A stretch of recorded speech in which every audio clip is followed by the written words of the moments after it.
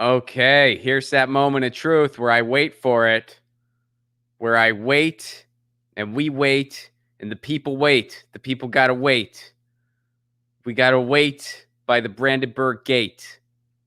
That's a song by the band Anti-Flag that I just referenced. There we go. Rockfin. I think we're dancing on the Rockfin. We're dancing on the Rockfin. We're dancing on the YouTube. We're dancing in general because any revolution without dancing is not a revolution at all. That's an Emma Goldman quote that I just butchered. That's hers is better. I butchered it. What are you going to do? Good afternoon to all my East Coasters. Good morning to all my West Coasters. Good evening if you're in an evening time zone. And to everyone in the future, solve climate change for the rest of us. New Zealand, Australia, you're a day ahead. You have a day of future knowledge because you're in the future. You got to just figure climate change out and then tell the rest of the world. Be the hero. No pressure. Shout out to everyone who makes the show possible. Our friends over at CT.com, ZHITEA.com. Their tea kind of rules. You can get their tea wholesale now because of the pandemic. And fingers crossed, as things slowly start to return to some level of normalcy, hopefully we're going to get a Ron tea in the very near future. I will keep you all posted. Our friends over at triageoil.com, TRIAGE oil.com. Trendy name, makes topical pain oil for your body and educates the public on cannabis-related issues. And Indie Left. Indie Left is the only place to find all the content creators you know and love in one place. They curate a big old list of all the streamers and articles you know and love. They update it twice a day. To learn more about everything they got going on, to subscribe to all their various lists, and to join their Discord community. They're dancing on the Discord. Check them out at independentleft.media. And yours truly made their theme song. And if you want your own theme song, you can get one over at patreon.com/Ron Placone. For a give what you can level, it is tierless, TIER less, no tears. All right, without further ado, let me bring in my guest today. We just had a super fun virtual comedy show together, and you all know her and love her. Please welcome back to the show, Lauren Ashcraft. What's up, Lauren? Hey, it's great to see you. Good to see you. Thank you for noticing my haircut. I appreciate it You very look much. great. Lauren noticed my haircut off mic, which made me feel good. My own parents didn't notice, so thank you, Lauren. They didn't notice. But yeah, I got it. I was telling you off mic. I got my buddy came to my place and he was like, I don't mind coming to you. This is there's a nice view of the ocean. I don't mind coming out here. So now I have a new hairstylist situation, and that'll carry through even post pandemic. But how was your weekend? I just want to say you're looking very dapper. Your haircut is wonderful, and your friend did a wonderful job. I'm doing great. I'm really enjoying some sunshine, not enjoying the allergies. I always know that it's spring whenever I wake up and my eyes are swollen shut. So this is post Benadryl and 4 cups of coffee. Oh, right on. Yeah, because New York. Yeah, I mean, we get that here in California too. I remember my allergies were the worst when I lived in Tennessee because I lived in Nashville, and it's like you're kind of kind of in the basin, sort of. So there's just like pollen everywhere, and you're just, and then it's like the southern climate, so it's a little more. It's not as cold, but it gets warmer faster, and you're just. It hit me really hard. Out here, it's not as bad for me, but Tennessee was where it was the worst. Which, by the way, they're dealing with some flooding today. Speaking Yes. of news, and we might be talking about it later. But to start out, here's something that's happening in the world that I thought you might get a kick out of, Lauren. So historic vote. The deadline to vote by mail is today. It's a historic vote on whether to unionize the Alabama Amazon warehouse. It's in Bessemer, Alabama. Today is the deadline for mail-in ballots as nearly 6,000 Amazon workers in Bessemer, Alabama decide whether to form the company's first union. A yes vote could be a watershed moment. Bernie Sanders traveled out there. His message was, your message to people all over this country is to stand up and fight back. You're going to do it here. We could do this all over the country. So here's what happened. Jeff Bezos, and I think this largely happened over the weekend, he had a little bit of a meltdown and ordered his Twitter people to start a Twitter war. Amazon started a Twitter war because Jeff Bezos was pissed. He's mad. So they started tweeting for him. Is that the account that was like, we don't have our employees pee-pee in cups? Yes. It was the Amazon News. They tweeted at Mark Pocat, and they're like, you don't really believe that, do you? That's not, nobody would work for us. A blue check Amazon account was like, our employees don't pee-pee in cups. Look at that picture of him. Doesn't it look like he's saying, I will squash all of you like bugs? He looks like he's encouraging people to pee in cups. How bad do you have to go? Just a little bit? Just go in the cup. Go in the cup. What Exactly. can go wrong? Exactly. He absolutely encourages peeing in cups. And not unions. He's not a big union guy. He's a pro peeing in cup guy. So check this out. His targets, or his people's targets, were Liz Warren and Bernie Sanders. So they've been tweeting about this, and yeah, they mentioned the so here's what they tweeted at Bernie Sanders. I welcome Bernie Sanders to Birmingham, appreciate his push for a progressive workplace. I often say we are the Bernie Sanders of employers, but that's not quite right because we actually deliver a progressive workplace. I mean, if you mean, yeah, right. If you mean progressively worse and worse, yeah, then sure, I'm with you. And also, they debunked all that stuff about the Bernie Sanders campaign and not paying actual living wages. They were paying at least $15 an hour. And then even after the campaign was over, they still paid for people's health care. So I'm pretty sure Bernie Sanders doesn't encourage his employees to pee in cups either. No. He's like, if you got to pee, you go to the restroom. And it's a restroom for everyone, not just the 1%. Exactly.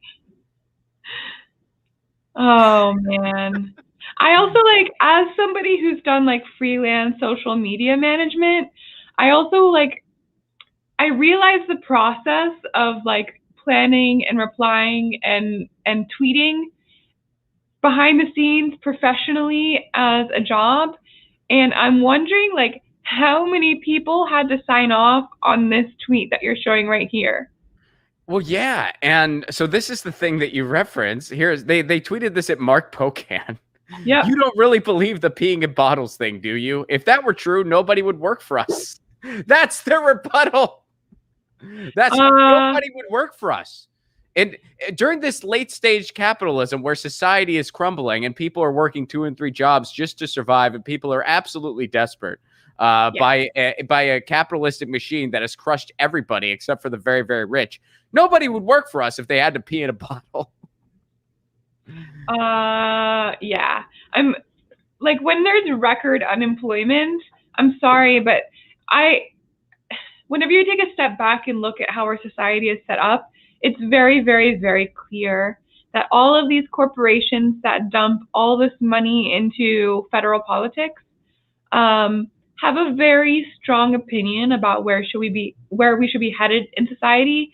And the peeing in bottles and not being able to have lunch and being afraid to quit an abusive job situation because you'll lose your health care and food for your family is exactly what they have in mind. So, isn't it amazing, though, that you just see, like, I just picture Jeff. He is a real life comic book villain. Like, he just is. And I just picture him. And again, his targets here are Bernie Sanders, who would be considered just center or center left in most other countries. Liz Warren, who would be considered right wing in pretty much any other country. And again, I have criticisms of all of those people. I have criticisms of Bernie. I have a lot of criticisms of Liz Warren. I have a lot of criticisms of Mark Pocan.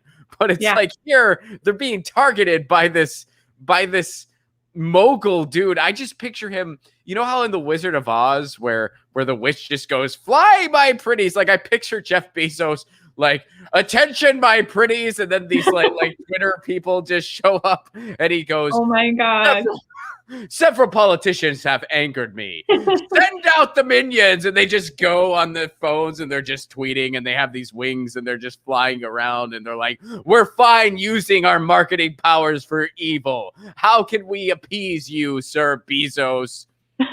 No unions. I'm just imagining like this person that wrote that tweet is like a 19-year-old intern, and he like gave him a call. He's like, I need you to respond and like tell them that we definitely don't pee in bottles. Okay. Is it true? Do we not pee in bottles? Of course. Do you think people would work for us? Come on. You're 19 years old with a trust fund. You've seen it all. Do you think people would work for us if we? Of course not. I guess that makes sense. All right. So tweet it. Good job. You're going to get a promotion. And the person that scheduled the tweet was literally peeing in a bottle as they were like hitting go. They're like, this is true. It's an emergency. We need the immediate. We need the 24/7 tweeters.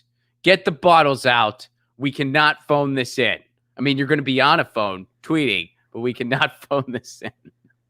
Did I lose you? Oh, there you are. Okay. I'm here. I think you froze for a second, but you're back, which is awesome. I'm scared. Do you think there's a slim chance? I mean, I say this half jokingly, because I don't want this to happen, but I'm not entirely convinced it's not. Do you think that it might all end with him just appointing himself emperor, him being Jeff Bezos, and nobody being able to do anything about it? Like, he's just the emperor now. And then we all have to like flee to other places. Yeah, he's like, actually he's emperor. I'm like 99% sure that he is lobbying to have like little pieces of his future consolidation of power written into every bill. So like if you look into like HR 218999, like in the last section of it, it's like Jeff Bezos is considered emperor should X, Y, and Z happen. So like in every bill, if you just like search Control F Jeff Bezos, you'll see all of his plan. And there's also you'll see in like the latest stimulus package that he is encouraging all of us, instead of using the restroom, to pee in bottles. Wouldn't that be amazing? And it would only be, the worst things would be in bills that are actually good. Like a bill would come through where it's like, guys, we just legalized cannabis federally. We just passed living wages. Bezos gets all of our firstborn children. Holy shit. Wait, what? That's in there? How did nobody see this part? Oh my, it's in that small print. No one read it. No one reported on it. Holy shit. He's coming to collect. The Amazon drones are on their way right now. They're on their way right now. He gets all of the plasma from the New York Blood Center so that he can bathe in it. Yes. While he watches people pee in bottles. Yeah, and that the pee also gets sent to him because it's how he powers his mansion's electricity. He figured out a way that urine is actually, it's pretty innovative. I'll have to give him that. He figured a way to power electricity with bottles of pee. Now, if only he would share that technology with the rest of us. I mean, that could though. Right. That could solve a lot of our energy needs. I mean, I'd be willing to up my coffee usage just to help contribute to the cost. I'll contribute as much as I possibly can. I'll even go a step further. I will drink light beer once or twice a week instead of having something of a better quality. I'll drink beer themed water so I can pee more and contribute to the energy needs.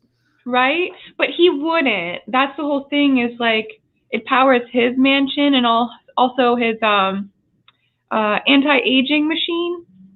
I think that's really like the plasma from the blood center and the bottles of pee are really so that he will actually end up living 500 years, and he would never share that with us. No, No, he'll keep it to himself, unfortunately. This also just goes to show you how painfully useless Twitter can be. Like, I mean, it has its useful components as well. We both know this. We all know this. Social media can be a very valuable tool. It can also be one of the most toxic environments. Well, not ever, but electronically, virtually one of the most toxic environments. I think Yeah. maybe that's fair. And here you have he sends out his minions because Yeah. politicians made him mad. Right? It's like so ridiculous. How ridiculous. I mean, what does it say about our country where it's like you find yourself being like, I'm actually with Liz Warren on this one? Like, how ridiculous is our country? Where it's like, wow, he out-villained politicians. He managed that. I just find like I had a moment of frustration yesterday where I still have like a chat of my friends, and I like wrote in there yesterday, I was like, I think I'm getting to the point in society where like I have glimpses of apathy, which is really scary to me because I actually care a lot. But the absolute villains that corporations are, and pharmaceutical companies and for-profit health insurance, all of them make our politicians out to be heroes when they give us 1 inch. And in fact, all of these corporations, Jeff Bezos included, are operating within legal boundaries that our politicians have given them. Right. So whenever I think about like who the real enemy is, like Jeff Bezos is a product of our system. And I really despise that guy, but the real issue is every politician that has allowed him to be exactly who he is. Well, and they were happy to take money from him and folks like him to Yeah, do their bidding. I mean, they yeah, love it. it's an entire systemic thing. And that's why something like this is just more or less theater. Because at the end of the day, he's not necessarily mad at Mark Pocan, Bernie Sanders, or Liz Warren. I mean, that's the appearance sake thing they're doing on Twitter. But at the end of the day, he's mad at the idea that there might be a union. Yeah. That's what he's mad about. He's mad that there might be a union because if it happens in Alabama, it's going to spread. It's going to happen elsewhere, and he's not going to be able to get away with a lot of the bullshit he's been getting away with. He'll still be able to get away with a lot, unfortunately, but the people are going to have a little more power. And he's so greedy. He's so greedy. I mean, he could pay fair wages, give good benefits. He could treat his employees better and still be rich beyond comprehension many times over. Many times over. He wouldn't even notice. But he just there's no way to spend all that money. No. He's not even young.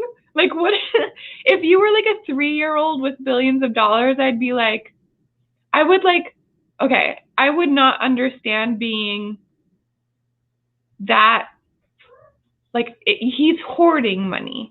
And I would not understand that even if he were 3 years old. But to be a middle-aged man with billions and billions of dollars, I'm like, why don't you give your workers a bathroom break? Well, I think at his level, I mean, something's wrong with you. I think it's like, yeah, like he is a sociopath. Like you don't acquire that amount of wealth without screwing a lot of people over. So you have to have some kind of just straight up moral bankruptcy. Yeah. I'm not qualified to diagnose the guy, but something's going on. I've been seeing a lot of I see a lot of charts. Actually, TikTok is a really wonderful place that I've been algorithmed to have a lot of like inspirational quotes come to me, and I love them.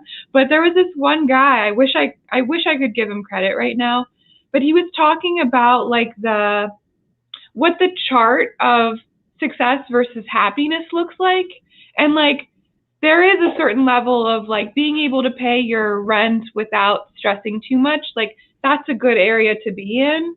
But going much more beyond that in terms of wealth actually starts to decrease your amount of happiness. And I used to live in like a very cutthroat financial sector environment where we were being told all the time that there were pending layoffs coming, and if we wanted to make it, we had to like really work and show that we wanted to get a promotion and stay extra and all that stuff. And that's like what the life of a financial sector employee is like. Like I was mid-level at best, and it was a very bad place to be in. And I thought at first you said I was miserable at best. Like, I mean, probably yes. Yeah, mid-level I was miserable. At best, miserable at best. I was miserable at best, but I could see like you get into this groove, and like I've been applying to jobs since March of 2020. Like I've had a very long bout of unemployment, and I don't know why. Everything's fine. Yeah, everything's great. But like I've been doing like freelance and contracting gigs, and you know what? I've been able to pay my rent, and even with like way less, like I am paying my rent and that's about it. But I am happier as a human. And it's this mentality that we have of like the hustle and the scarcity. And it's why countries that revolve around socialist ideals have a much higher level of happiness on average, is because it's that worry about everything you could lose if you lose your current situation, rather than that extra happiness you get with another $100,000. We're obsessed with that extra wealth here, as opposed to just making sure that we're all okay. Well, and when you bring this up, this also gets into another factor that allows Jeff Bezos and the Jeff Bezos of the world. I mean, he's not the only dishonest actor here. I mean, there's Walmart. There are so many absolutely repulsive companies. He's really resetting the bar in many ways. I mean, he's bringing it. I mean, he is a real life Lex Luthor. But you know, there's so many predatory corporations in this country, and there's a lot of factors that allow them to do what they do. A lot of it is just lax policy where politicians just pass policy that benefits them. And the other thing too, I think, is societally, we have this live to work mentality. So it's really easy to get people in a groove where they just accept less and less. You've had nearly 100 years at this point of anti-union propaganda. You know, they saw what happened when we got a New Deal. They decided we never want to have this happen again. So we're going to go on a crusade against the socialists, against the communists, against the anarchists, and against labor, and against the working class, and against the unions, to make sure nothing like this ever happens again. And, you know, they've really, I mean, we are, as a society, just programmed to accept like we're just programmed to accept less and less, and to just live the work, to be like, well, you have a job, just show up, just do it. And a lot of people, it's like they have no choice because they're one paycheck away from going under. So it's just this cycle of misery that continues, and it's gotten worse and worse. Even in our lifetimes, it's gotten progressively worse. And then like Gen Xers, I mean, they lived through it. They really saw the transition. I mean, they can tell you, like, this is what it's like when we just got out of college versus what it's like now. And it's freaking brutal. Yeah. And like millennials, I graduated college in 2010 and then grad school in 2012 and graduated into joblessness. So like I as a millennial, I've never really seen a good economy. But it's just getting worse. Right. Well, that's the crazy. I mean, we've never seen, and it goes even Gen X too, pretty much. We've only ever seen Reaganism, just crushing Reaganism. And, you know, millennials have seen it get a lot worse. Gen X has seen it get catastrophically worse. And the generations after us, well, they can't even imagine when it's, anywhere close to good. Like, they can't even imagine it. They know nothing of, what is this somewhat okay society you speak of. We have no Right. idea what that is. And then we pass Orwellian level policy like right to work. It's like, Yeah. it's right to be exploited. That's what it should be called. Right to be Terrible. exploited. Terrible. We're still like the only quote unquote first world country that if you have a baby, you're not even guaranteed time to heal. My best friend just had a baby and she had to get 75 stitches. And I'm just like, you want her to go back to work tomorrow and just bleed Tomorrow, everywhere? like the next day, they wanted her to go back to work. Well, luckily she's freelance. So, well, I mean, luckily and unluckily because she has no benefits. Right. But I mean, America, right? Yeah. Oh, that's so. You know what I wonder? I mean, I do think we're going to see universal health care in our lifetimes in the I United hope States. so. I do think so because I think that it's not going to be the most ideal path to get there. And this is just my prediction. Like, I'm not, like, I'm just predicting, but I think it's going to happen one state at a time, which is less than ideal. But I mean, however we get there is fine with me. Yeah. I mean, I just think that's the only. I just think that's likely the only way it's going to go down. I think one state's going to get it. People are going to see how efficient just a single payer system is. Other states are going to get it, and then we're going to get federal Medicare for all. New York is so close, and Cuomo's on his way out. I'm really feeling it in my bones, but I'm kind of like, you know what? I want to squeeze you for what you're worth as you're going out. So like we just. Do you think he'd sign something like that? I think he's so desperate to make people think that he's a hero. I mean, like somebody else just came forward, I think. Wait. What's the total now? I think it's 9. 9. Okay. I think it's 9 people. And like whenever you were talking about Twitter being a very hateful place, it's like it's both my favorite and least favorite place because what a toxic reaction to 8 or 9 women coming forward with stories that support each other and describe the man as who he is. And there are still people that think that it's a coordinated effort to lie and tarnish a moral man's reputation. Like, totally separate from all of that is Ron Kim's account of how his career and future was threatened for calling out that 15,000 seniors died unnecessary deaths in nursing homes.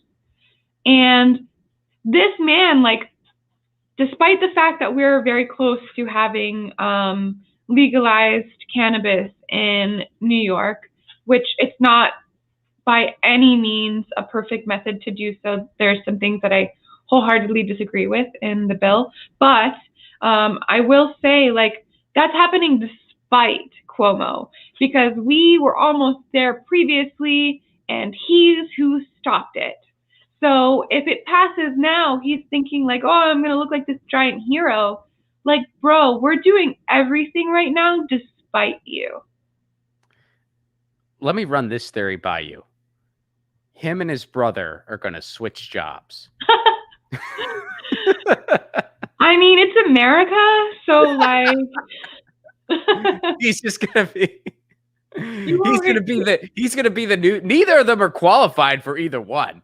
No. So I mean, what's stopping them? Their only qualifications was like, our dad. Yeah, my dad. His whole resume is just dad. Dad. And I think he's like a cockroach. It's like, I mean, I've lived with cockroaches a lot in New York. And like, and you live with him too, because you're in New York. Yeah. You think you get rid of them, and then like you go to like take a shower and one like pops out of the drain. And I feel like that's Andrew Cuomo. I think that's fair. I think that's pretty accurate. Thank you.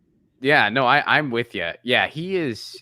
It's absolutely remarkable too, the way the same people who say believe all women were reacting this way to, I mean, who, Lindsay Boylan? Boylan, Boylan, yeah. yeah, and, you know, it's I mean, the reactions people had, it was I mean, it was Toxic. not surprising, but still just remarkable to see.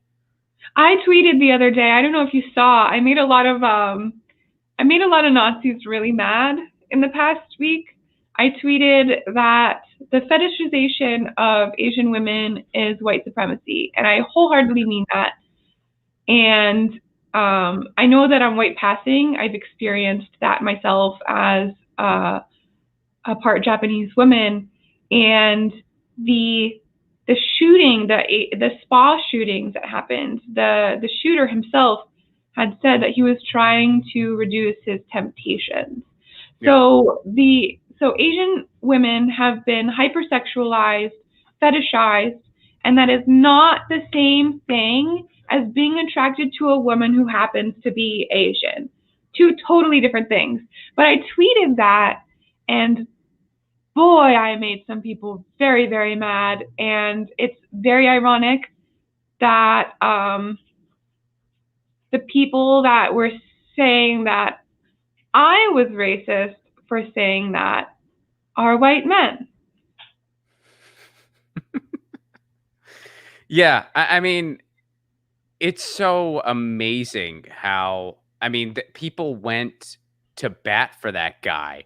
Like, oh no, there wasn't there wasn't anything racist about this. He's just completely, I mean, the cop said he had a bad day.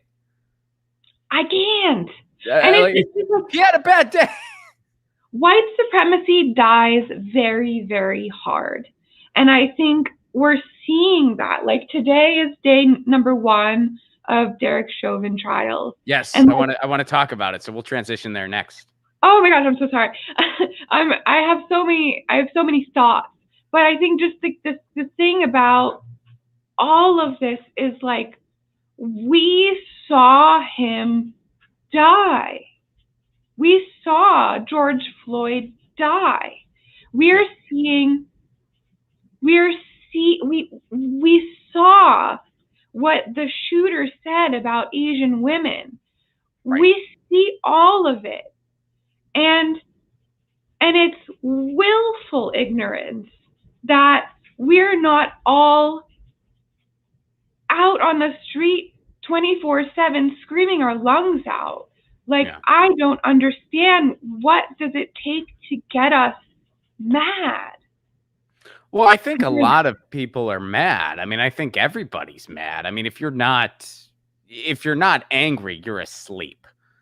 I mean, you know, especially, I mean, the stuff that happened here in Los Angeles over the past week. And we have a lot of institutions that, I mean, you say like, oh, white supremacy dies slowly. Well, it's part of the big reason for that is because we have a lot of institutions that really uphold it, that are meant to uphold it. I mean, one of the biggest ones being just law enforcement in general.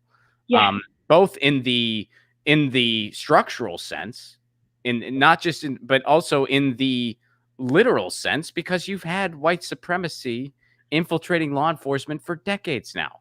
The KKK, there's KKK members that have badges and guns. There's Proud Boys that have badges and guns. There's all kinds of white supremacists who have badges and guns because they don't even bother screening for that stuff. Why? Well, because structurally it upholds that sort of thing anyway. Yeah, I think I actually really, there was a Medium post, I think it was called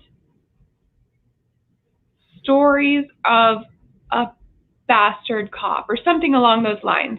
But it was a cop that wrote about his career and all the twists and turns that it took for him to learn exactly how it works. Was he like blowing the whistle? Like, was he like, was it like a confessional? Oh, okay. It was a whistleblowing confessional about his own journey of learning to keep his mouth shut. And I really encourage everyone to read that, because it's sometimes it's perplexing to look at how obvious this all is from the outside. as a leftist, but I think like hearing his own, like there was this one piece of his post where he was writing about his time in the police academy when he reported, I think it was sexual harassment against like a female colleague, and the teacher came to class the next day and said his name, said he reported this, and then the whole class turned on him. He might have even gotten beaten up. I'm not sure, but I might be making that part up. But I really encourage everyone to read that whole story because What's it called? Actually, I'm gonna look for it. It's like stories from an ex-bastard or something like that. All right. That's interesting. Yeah, Yeah. I mean, that's the thing. Like, whenever people say stuff like, "Oh, not all cops are bad," and this and that, you're missing the big picture here, because Confessions of a Former Bastard Cop. Confessions of a Former Bastard Cop. That sounds interesting. Yeah, I want to check that out. That sounds like a really interesting read. He says it himself. He's like, every single cop is a bastard. Well, that's the thing, because it's a structural thing. It's a societal thing. It's a systemic thing. So people are like, well, not all cops are bad. I have a neighbor who's a nice guy. That's not the point. I'm not going to tell you if your neighbor is a nice guy or not, because I have no clue, and it's irrelevant. What I'm saying is there's a systemic disease in law enforcement. So making this straw man argument, oh, well, not all cops are bad. That's like during an E. coli outbreak, taking a shred of lettuce and being like, this one is fine. Like it's the same thing. It has no bearing in this conversation. Yeah. It's kind of like those posts, like whenever I tweet about white supremacy and like somebody comments like, not all white people are bad. And it's like, obviously, but like, you don't even have to say that.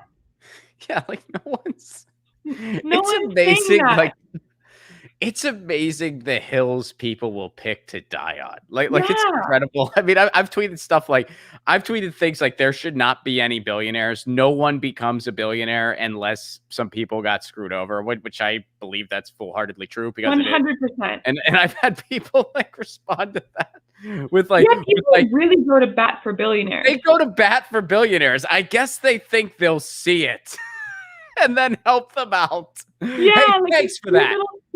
This cute little story of selling used books from your garage. Like, you make your employees pee in bottles. Despite what your Twitter minions say. Yes. This is happening. It's amazing. I mean, I saw this thing. I tweeted it recently where this guy, his big cause was, we need to stop calling people war criminals. Just because you're going to bed for war criminals. Yeah. It's remarkable. Like the hills people choose. And it can be traced back.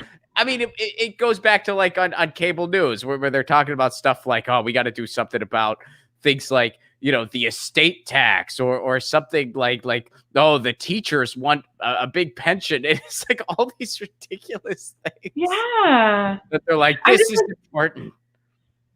I was just thinking about, like, you know, like whenever you're writing something like blah blah blah white supremacy, and like you're like, not all, or like you're like, we say all cops are bastards, and like the people who are like, not all cops, like, you're definitely one.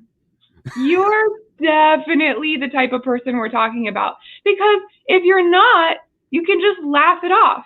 And it's funny because it's like this trap. It's like all the people that we're talking about just can't. They're like, I must say something to defend my friends. And it's like, oh, you're an asshole. I tweeted something recent, and I forget what like the straw man thing was. I don't remember the details, but it's not crazy important. But I tweeted something, and there was some response that was in line with what we're saying, where it's like you defend the indefensible for some unknown frickin' reason. And somebody tweeted underneath it this meme, and I really love this meme, and I want to get it. They tweeted this meme, and it just said, "Your boot, sir," and it had a boot, It had a guy holding a boot on a platter. And I was like, perfect. I love want it. that. That is beautiful. That's a beautiful meme. So whoever made that, I don't know who made it. I can't give credit, but it's a beautiful meme, and I like it very much. All right, so let's talk the trial. So here's what's going on so far. It's happening right now. The trial of Derek Chauvin for the murder of George Floyd. The charges are second, third degree murder, second degree manslaughter. 9 of the 15 jury members are white. This is just from AJ Plus. They're expecting this to take 4 weeks. Now the courthouse is surrounded by concrete barriers and razor wire. Here's something I want to show you. Here's something that the defense opened with, or near opened with. I don't, this isn't like an actual play-by-play, but I saw this and I wanted to show it to you. Are we to understand, this is a reporter tweeting about the case, are we to understand that the gathering crowd diverted the officers from their duty of caring for George Floyd as suggested by the defense? Did I hear that right? In other words, the defense is saying these people distracted the police officer who was kneeling on this guy for 9 minutes. Yeah, so these people who were like, hey, you might be killing that guy, they distracted the cop who just wanted to do the right thing while he was kneeling on this human being for 9 minutes. And I bet you might have participated in something similar. I have been to protests over the past year where, as a demonstration, we knelt for 9 minutes. We knelt for 9 minutes. It hurts your freaking knee. It's actually hard to, and I'm saying that like that's how long it is. And this man deliberately knelt on him for 9 minutes as he was begging for his life. And the defense is saying, oh, people distracted him. He was distracted. I can't. Oh, it's infuriating. I hope the jury's good. I hope so too. I don't have a ton of hope, if I'm being honest with you, just because how many times have we seen this before? Too many to count, where the cops get off. But I will say this, Lauren, the one thing that I think is a little different is that this is the first time, and let me know if you agree with or disagree with this, because maybe I'm off here, but this is the first time that I can think where it's still very fresh in the public's mind as the trial is happening. There is a systemic thread that has been going on from shooting to shooting, that they wait just long enough that it's really out of the public's attention. Then they have the trial, hoping it just slides under the radar. And this is systemic. It's just the wheels of justice turn slowly. Yeah, when a poor person does something wrong, tell me how slowly the wheels of justice turn. This is a systemic thing to try to make sure that cops get off without any consequences. But this is the first time that I can think of where it's actually happening while it's still very fresh in the public's mind. Is there something to that? Am I being overly optimistic? What do you think? It's just like the protests have not stopped. So we've been protesting since last year, since it happened. And I'm terrified. If this man is set free into society, like I can't imagine. Like, everyone who's been working for reform is not going to take that well. And I mean, like I've said before, white supremacy dies hard. So we're at a place in our society where, like, I can see, I'm almost scared to say it out loud, but like, people are really at the ends of their rope. And I think that a lot is centered around this particular case too, because it's really people versus a corrupt system. Right. And it's Black Lives Matter versus this police white supremacy centered criminal injustice system. And I think that so much is riding on how this case turns out. And I think if things don't show some kind of justice being served, then we just haven't seen protests yet, if that makes sense.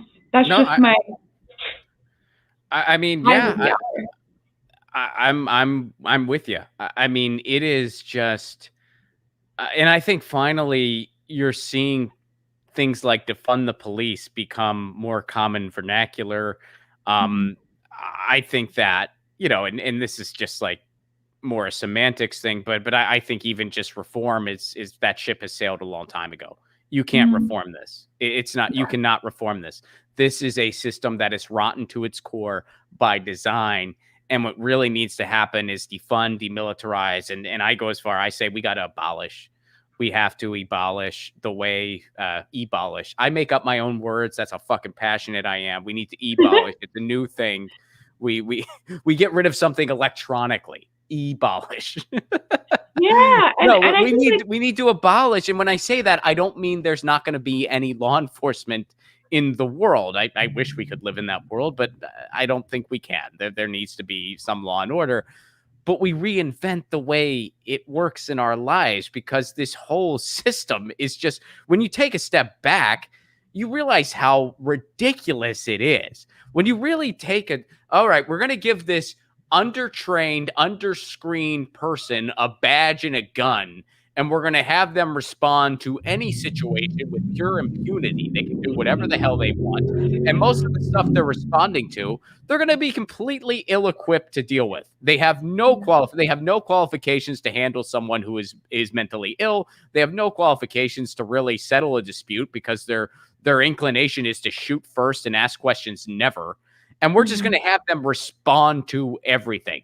That's not serving and protecting. That's authoritarianism. That's just straight up what that is. So we need to straight up abolish this system if we actually want real law and order for the betterment of society. We need to completely reinvent what that means in our lives. In this current system, you can't do it in this current system. It's impossible. yeah, I think about I whenever we say we can't do it here, I look at other countries that have completely different criminal justice systems. Yeah. Not that any country is perfect, but I just recently saw an example in Japan. Somebody was telling a story about sleeping in a park as a tourist. But I'm just thinking about how houseless people are treated here, where people have put spikes under bridges, for example. So there was a woman who was sleeping in a tent in Japan, and a police officer there kind of knocked on her tent, if you will. She opened it up, expecting them to tell her that she had to leave, but they found her backpack, looked at her ID, and wanted to give it back to her. And they just said to be safe. Mhm. So I can't imagine what that would look like here. And especially not if you are a person of color. Situations escalate so quickly. If you are a person of color that has to come in contact with the police, and the fact that people of color have to worry for their lives on a regular basis for walking outside on the street, when I can just walk down the street and get treated completely differently for the color of my skin. It's just not okay that's normal in our society. Yeah.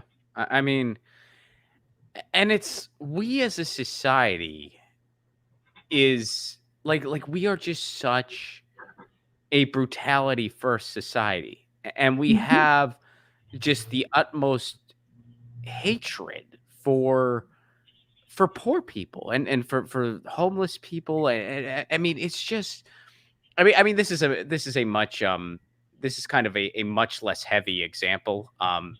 But you know, it was just kind of interesting to me. I had to buy deodorant the other day, and one thing about these quarantine times. The last time a stick of deodorant lasted me this long, I was in the 4th grade. So, but it was that time. I had to buy some, and I'm at the drugstore in my neighborhood. I think it was just a CVS or whatever, and the deodorant was locked up, which deodorant is locked up, and I was thinking, is there some kind of drug people can make with deodorant? I mean, I know sometimes they lock up these certain types of cold medicine if you can make meth. Yeah. And so I'm thinking, like, what are people making with deodorant? Why is the deodorant locked up? And so I had to get someone from the front register to open the case for me.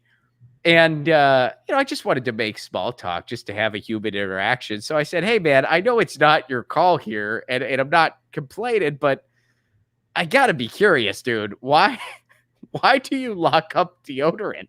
Like, I was like, what are people doing with this? Like, why are you doing this? And he goes, people steal it.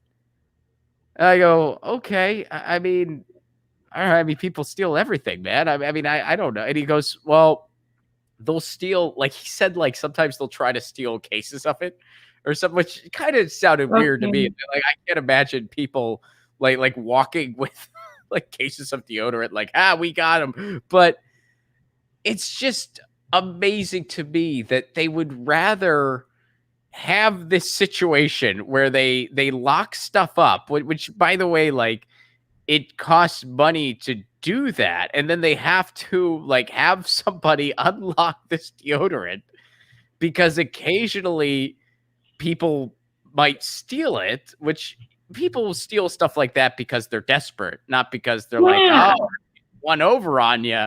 Exactly. It's just remarkable to me because even if you look at it from the perspective of the capitalist, the perspective of I only care about the bottom line, and I'm a company person or whatever, it probably costs you more money to just have all this extra security and also have the labor of people who need to just open these cases for people who want to buy them. And then you're going to have other people who are going to be like, I'm just not going to buy my deodorant here anymore because I'd rather just go to a place where it's not freaking locked up so I can just put it in my cart and go about my day. Exactly. It's probably costing you more, but it's like even the capitalists, they hate poor people that much that they'd rather have a more costly thing than just be like every now and again people steal deodorant. It's the world we live in, unfortunately. It's sad that's stealing. Yeah, like all the stealing that billionaires do from society. It's like, and we lock up deodorant.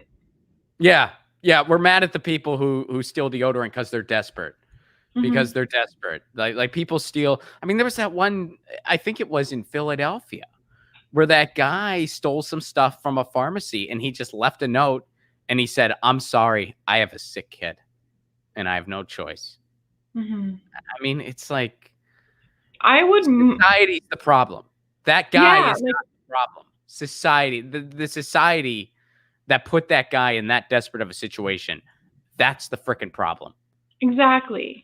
And like to think that somebody like him could get locked up for trying to help his kid. But billionaires who steal from their workers every single day to hoard their money are tweeting that they don't make their employees pee in cups. Yeah.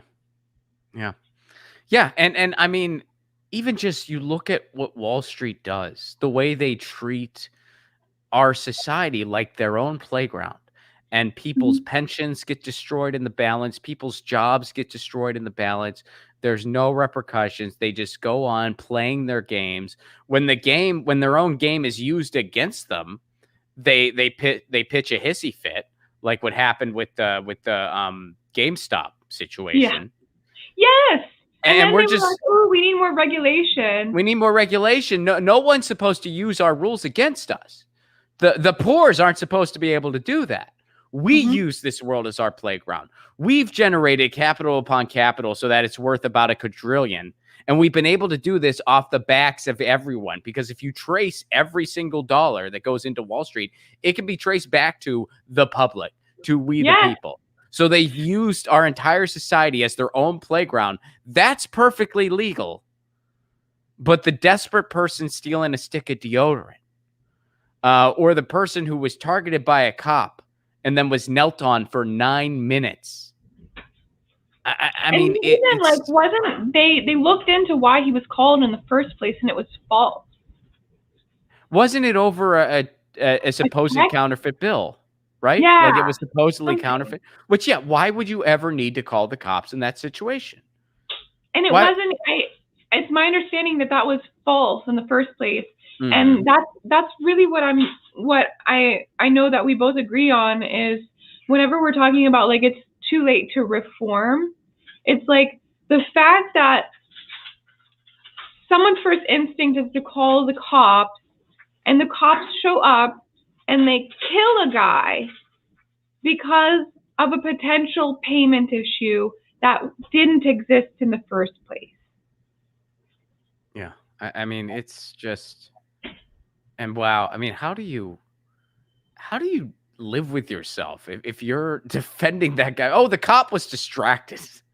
The cop was distracted by all the people walking by saying, I think you're going to kill that man. I think you're killing him. The people, I mean, I'm pretty sure someone walked by and they said, hey, I'm a doctor. You have to get off of him. You're going to kill him. I'm a medical professional. What you're doing, you're kneeling on him. His lungs are against the ground. He soiled himself at one point. He peed at one point. So sad. I mean, it's sickening. It's, God, there's not a word for it. I No. mean, there's not a word for it. How utterly just, I mean, we're just a completely morally bankrupt society on so many levels. And it's, hopefully this doesn't end with Jeff Bezos just becoming emperor and we all need to flee somewhere. It might, though. It might.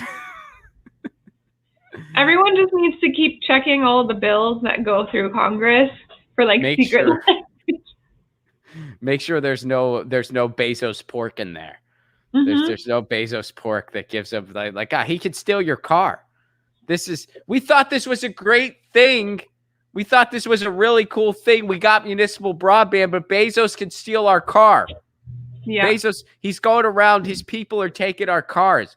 There was some guy. Why are you taking my car? He's like, I'm a Bezos guy. I'm allowed to take this. And I'm tweeting about how no one actually pees in a bottle. Leave me alone. I'm busy. All right. But I get your car. I'm sorry. Here's a coupon for a taco. So right. That's exactly what's going on here. So, wow.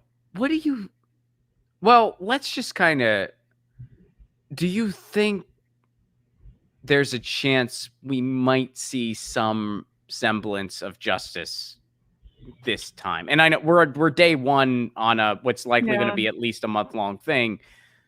But again, like the one difference, and I still don't have very much optimism. I think this guy's going to get off. But I will acknowledge the one difference this time is that it's still so potent in the public spotlight. And that's the first time it's ever really been like this in my memory. I imagine, unfortunately, that they will play that video for everyone to see at least once the whole way through. I cannot imagine watching 9 minutes of a man begging for his life. I have no comprehension of how you can possibly side with the cop. But I admit that I'm naive and idealistic, but I can't imagine. I'm surprised every time. I say it all the time, is that like I'm an idealist, and that's why I'm just perpetually depressed, because I keep getting disappointed. Like I have high standards and I keep getting disappointed by our society. See, I don't think people like us have high standards, though. I mean, I've gotten to the point where, and this has actually helped me, and maybe this will help you. And I'm not, when I say this, I'm not trying to say, oh, this makes me care less. I still care as much, but it helps me just cope a little better. And like, I've just accepted that I'm just in a place where I'm very much politically I don't fit in, but Yeah. I'm not unreasonable compared to so many other places in the world, all of which have a much higher happiness index than the country Yeah. I live in. Yeah. And, I'm not a radical because I think that education is a public good. So college should be tuition free. That's not radical. In other societies, that's just accepted as truth. I'm not radical because I think housing should be a human right, because it is a freaking human right. So is Yeah. healthcare. And a lot of other societies have figured that, at least on the healthcare front, have figured that out. I mean, I know we're not the only place in the world with housing issues, but again, we certainly set a very high standard for being absolutely brutal when it comes to housing. But you know, those aren't radical ideas, nor are they unattainable. They're attainable many times over in the richest country in the world. I've just accepted it's like, I'm in a society where hopefully someday we catch up to so many other parts of the world. Um and hopefully we go in that direction instead of the other one, because if we go in the other one, we're just going to completely plummet into just a third world hellscape where Yeah. you're just going to have the very rich, the very, very rich, and the capitalist class who thrives on exploiting everybody else, and that everybody else are just going to be the people that weren't able to get out, which Yeah. is very, I mean, I hope it doesn't come down to that, and it might. I hope it doesn't. But I hope we can turn a better make a better turn instead, you know? I hope. It's scary because a lot of my friends, like, I recently found out that I am eligible for Japanese residency because of my grandmother. Mhm. And the fact that I looked that up scares me a little bit because I admit to myself, it's actually hard to say it out loud. I would really like kids, and sometimes I think to myself that they would have better lives if we left. And I Yeah. think that's a really hard sentence to say out loud, and it makes me like pretty emotional actually. But I would like that to not be the case, and I would like to stay here and not move my entire family, which I don't even know if it's possible because that takes a great amount of privilege to just be able to move everything. But whenever we think about like But all of the people, you're a freelancer, so you are somewhat desirable. Because yeah, look, I mean, I'll be totally honest. I've looked into different things too. Not that I want to act on them anytime soon. I mean, hmm, I love where I live. I don't want to leave. right, But I'm also, kind of looking around and saying this could take a turn for the absolute worst where it is beyond redemption. And if that happens, you have a decision to make, and it's a very tough one. But and I've talked to other people, some who are actively trying to leave now, some who say, they'll never leave no matter what. yeah, And, it's a personal choice. But the way I see it is it's like, look, at some point, especially if kids are involved or something like that, you kind of have to put your household first. And if a society is just plummeting beyond redemption, you'll either stay and just let your household go down with it, and it'll still go down, hmm, or you can at least salvage you and your household. And yeah, especially if they're kids. I mean, I had a friend confess, like, he was speaking to me like it was a confession, where he made the decision. His wife is Italian. They made the decision to uh go to Italy, and he felt somewhat guilty. And I was like, dude, you have nothing to feel guilty about. And I honestly believe someday when your kids are grown up, they're going to thank you. They can go to the doctor when they want. Yeah, no shit. I mean, they can go to the doctor when they want. There's so many. I mean, they're EU citizens, which has so many benefits to it. Mhm. And it's so yeah, I mean, I just said, look, dude, you have nothing to feel guilty about. And that's the really harsh reality. And again, I hope it doesn't come down to this. And I really do maintain hope that it's not going to, but we could kind of be a generation like all of our ancestors who fled other places to come here. Yeah. We could be the generation that's the reversal of that. Yeah. I mean, we really could, where it's just like, expat.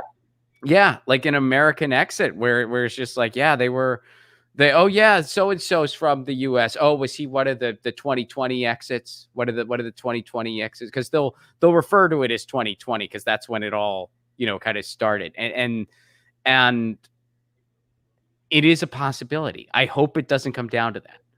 Yeah. But I'm also not gonna be unprepared because, I don't have kids and I'm undecided on kids. Like my wife and I are both undecided, but either way, it's like we're married. So it's not just me. It's not like there is a household involved.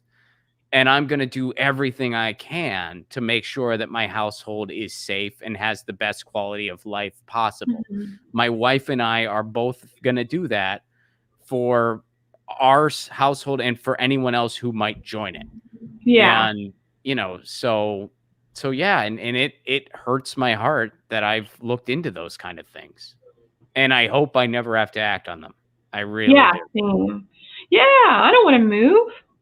I don't either. But- I love my neighborhood. I like it's one of those things where I'm just like, look, I'm not gonna sugarcoat what's going on in the world, but I also do have some reasons for optimism that are out there, especially when you see what activists are doing on the ground floor, what people are doing in their neighborhoods, what you're doing with the community garden. What so many people in LA, even though the ending was not necessarily a happy one because the city still acted so brutally and just it's terrible what they're doing. But the fact that so many people stood up for the houseless residents in their neighborhood and continue to, people try to stop these sweeps, people engage in mutual aid to feed people who are desperate. And that happens in San Pedro, where I live, and all around the city and where you live too. And it does give you some hope. And plus, I look around San Pedro and I'm just like, where else would I fit in? But you got a beach, you got great food, you got fresh seafood, you got a bunch of punk rock bars, and you can get to, like, you're in LA still. So you're near the resources you need to be near as far as show business and all that is concerned. Like, where am I going to find a better place I don't think this is it. This is great. I don't want to leave here. I want to stay. Yeah. So I'm not going to leave unless I really feel like there's no other option. But man, I'm hoping that I stay right here in Pedro. It fits me well. I hope so too. And yeah, I think like we're talking worst case scenario. So hopefully that can be prevented. And I know that's like what you and I are focused on is helping to facilitate that change. So keep doing what you do. Lauren, where can people go to find out more about you? Well, you can follow me at Vote Ashcraft. I think, there it is. Yeah. So yeah, follow me. I don't take prisoners with my takes. So if you're into that kind of thing, then go ahead and follow me. And actually, sometime soon, I should be releasing my first episode of podcast 2. So I'm excited. Stay tuned. Very cool. That's awesome. And yeah, you'll be hanging out once a month here, which is awesome. Yes. Last Monday of every month, Lauren and I get our news on together. She helps keep me abreast on what's going on in New York. Because I know you're active on some local things as well. Like you're helping out with the mayoral campaign, which Yes. I'm so envious of your all's ranked choice voting. Well, I'm a little jelly. well, maybe whenever the country sees how well it works, then it could be something that gets adopted elsewhere. So I love your idea of like thinking locally, think globally, act locally, because the I changes didn't invent that, but thanks.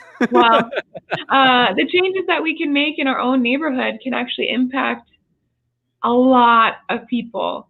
And there's really a ripple effect. So if you're in New York, definitely check out Diane Morales. She's my favorite mayoral candidate. And I would love to have you tweet at me and ask questions and troll me, whatever. I have lots of those. Martin, thank you very much for the super chat contribution. I hope you're well, Martin. Martin says everybody is the sum of their experience. Everyone is only playing out their role. Be more than the sum of your experience. Right on. Right on. I feel you. And Karen, thank you very much for the tip over on the Rockfin. Thank you so much for that. Karen, I appreciate it very, very much. And thank you, Martin. Thank you, Karen. Check out Lauren at Vote Ashcraft. Follow all the cool things she's up to. And you can catch her every last Monday of the month here on Get Your News On with Ron. And be on the lookout for her new podcast. And hopefully some other real exciting things that we can't talk about yet. But there's also some pretty cool things that, man, y'all will be the first to know when we have announcements to make. And it's just a matter of when. There are some exciting things coming up. I'm trying to get away from saying, I wanted to say in the pipeline. And I am trying to get away from that because I dislike pipelines that much that I don't even want to use the, like the phrase. So I'm trying to let's do on the horizon. That has a more nature-esque feel. There are exciting things on the horizon, and you all will be the first. You'll be the first. Yeah, this will be the first place we let everyone know. But exciting things on the horizon, not in the pipelines. There's nothing cool in the pipelines. Fuck the pipelines. But anyway, at Vote Ashcraft. And we'll be back tomorrow. Savage Joy joins me tomorrow. It's that time of the month with Joy. I think she wanted to change the name. I said that. And she didn't really. But now she uses the hashtag. I said that not thinking about, like, I didn't even think about, like, the message that could send. I was just like, it's that time of the month. And she's like, I don't know if I like that. And I was like, I didn't think that went through. I apologize. But now she's been using that hashtag for it. I love it. Yeah, I mean, I'm like, we can, if you think it's funny, we'll go with it. I mean, I'm all about it. But anyway, Savage Joy will be on the show tomorrow. And then on Wednesday, Rosie Tran is going to be on the show. She's a very funny comedian, and she knows a lot about the crypto. So we're going to be talking some crypto news with her, getting a little bit of a crash course. I'm real excited to talk to her. And in the meantime, you all know the drill. Lucy, she says she's on the, I don't know where, Lucy. Where are your cats? Oh my gosh, they're running. I think they're actually taking their afternoon nap. That's what Lucy's doing too. They must be. Well, it's really her early afternoon nap because it's only noon here. But yeah. Well, and what are your cats' names again? Queenie and Ruth. Queenie and Ruth. Queenie and Ruth say meow, and Lucy says meow, and Lauren and I say peace. Peace.